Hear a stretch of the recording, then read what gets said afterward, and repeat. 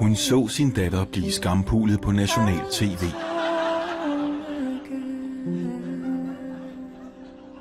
De filmer for at få dem til at danse.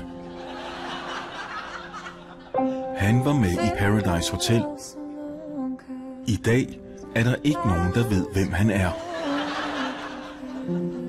Hun så sin mor blive konfirmeret. Hun så sin far.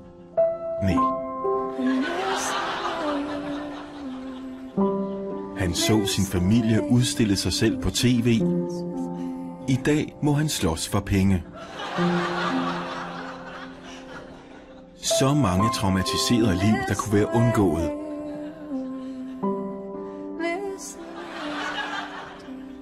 Støt abort. Allerede nu har vi forhindret 1200 reality-programmer i 2031.